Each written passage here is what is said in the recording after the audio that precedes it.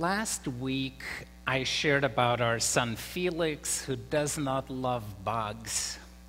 And being at a state park with a kid who doesn't like bugs, doesn't like the state park, makes vacations very interesting. I also shared about my wife Sigrid, who was dealing with anxiety and felt not quite sure and certain enough and sturdy enough to drive on the strip. She was okay still here in town, but going on the strip with all the merging and traffic and so on. And so that kind of raises her anxiety, and she has been working with it with a counselor, and she's doing better with it right now. And how I could help her just by listening and not saying like, what can happen? There's nothing bad that can happen. So someone who is very anxious and worried about things, don't ask them about what can happen, because they play all the things out. Everything, anything can happen. So best thing for me is to say, in case you get stuck, I'll come and pick you up and we'll work it from there. So that kind of lowers her anxiety.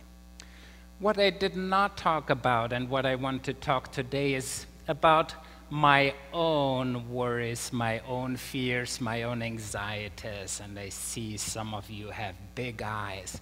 Can someone standing up front here be getting anxious or worry about things? I had some encounters with the police that did not turn out very positive and really turned out very anxious to me. So I have, even if I do not have a fear of police and police cars, I definitely, my anxiety goes up and I'm all alert in case those red, blue lights turn up in my rear. And this is how I got to that. Way back in Transylvania, and it's a totally different world. It's almost like, at that time when we grew up, it was almost like a third world country. You can imagine it was part of the developing world. I grew up without TV and without car, and we got the first car really, really late as a family. So I was 18, was ready to drive. My mom was beside me.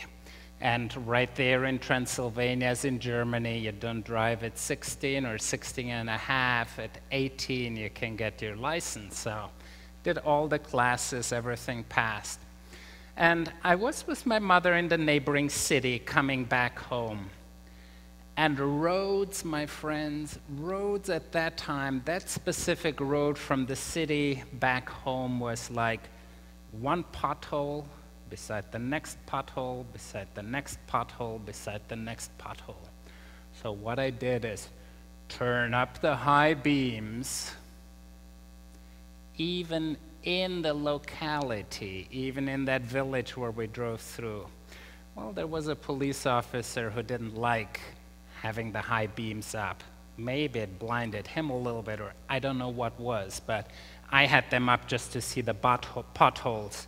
So he stopped us, give me your driver's license, registration. He took the driver's license and he walked off with it. I never thought that was possible. But in a society and in a country where police had not their restrictions and where they thought of themselves like the little gods and could take advantage of people, that was possible.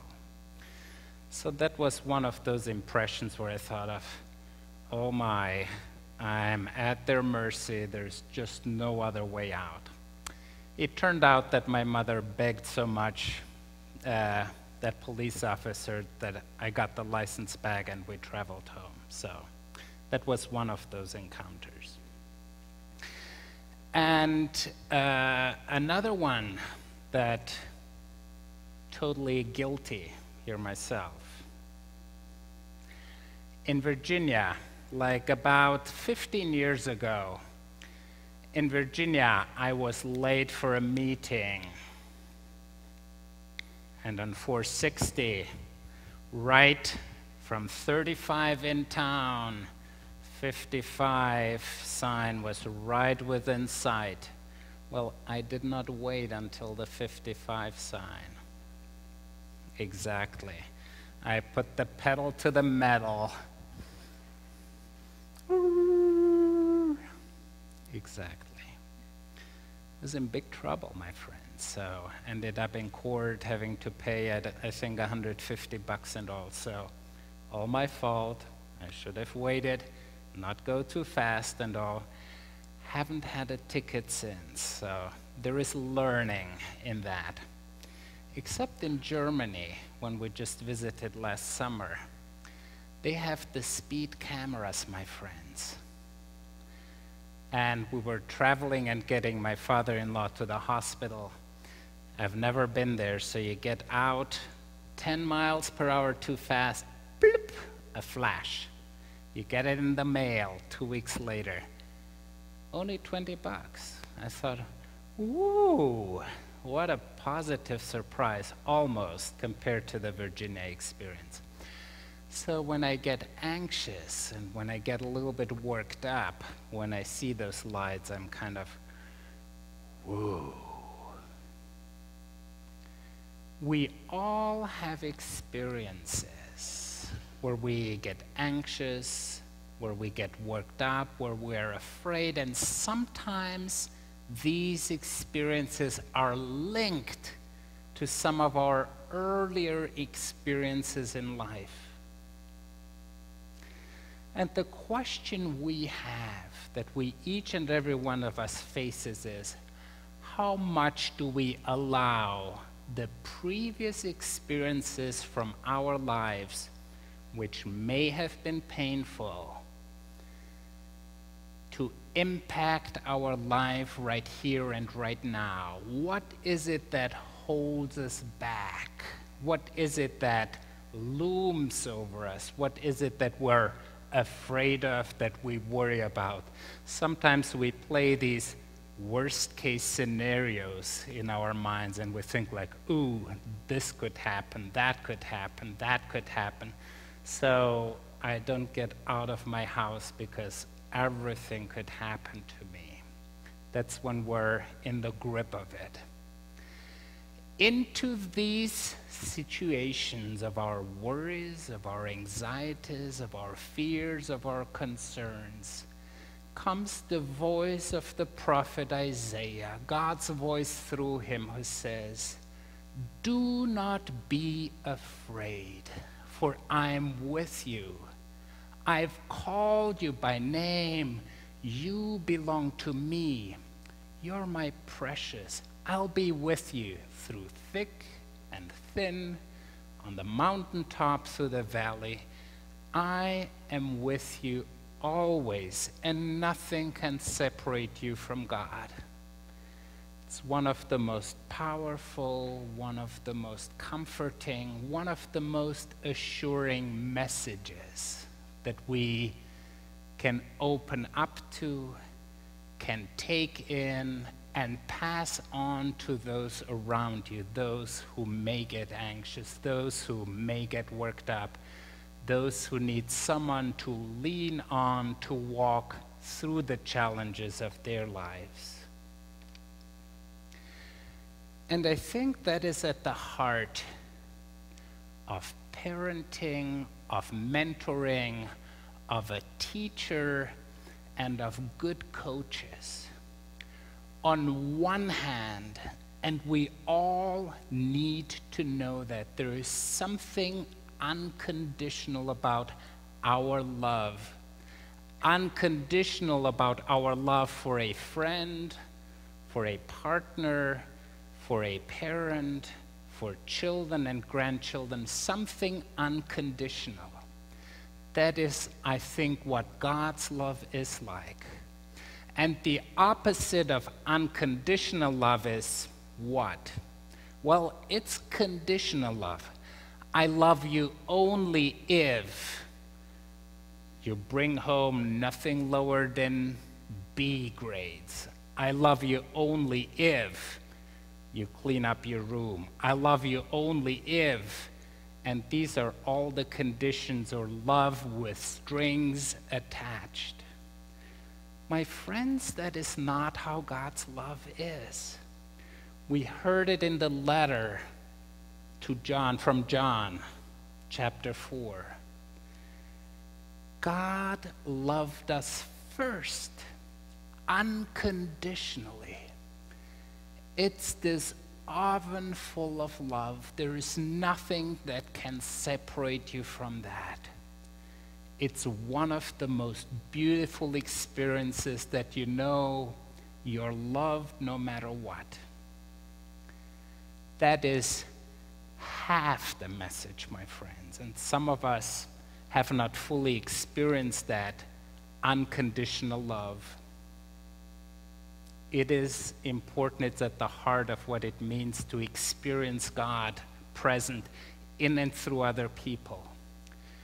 The other part of parenting, of a coach, of God, and a wonderful friendship is that someone challenges you, knows your potential, and believes in you and pushes you, challenges you to get you out of where you are. Can you see that? A coach who fully believes in the sport and the student also challenges the person and says, you can do better. You can do better. I think sometimes in our relationships when we raise children, and I'm talking about a dad right now, is sometimes we think and may fall in the trap, we have to love our kids unconditionally, which would mean we don't have to draw boundaries or say this much and not further. When we as parents think we need to be liked by our children, I'm not doing something as a parent because then my kid will not like me anymore. I think that's where it shifts to unconditional love, but also the challenge, the draw, the push that wonderful parents, friends, coaches will do as well. How do we tackle our fears? How do we face our fears? Coach Carter, you may have heard from that movie. He believed in his team, a high school team, sports team. Yet he also challenged them on everything and said, you can play on my team if your academics are at a specific level. He challenged them. And they were frustrated when they were locked out because they had not lived up to the other expectations of him, of the academics. He challenged them even more. He brought out the best in them. And right to the deepest point of his students recognizing that some of the fears, some of the concerns, some of our worries, some of our fears are that we do not trust ourselves enough. Will you face your fears? And what helps you with your fears, not be overwhelmed and overcome by them, but face them with a faith and a trust of knowing you're present, God's presence is with you. Nothing can separate us from that very love of God. How will you face your fears? Will you trust God with your all and rise to that potential that God sees in you. No matter what people around you may think about you, no matter what people say about you, it is your innate gift as a child of God to thrive, to live with heart and soul, to give it your all, my friends. Will you do that?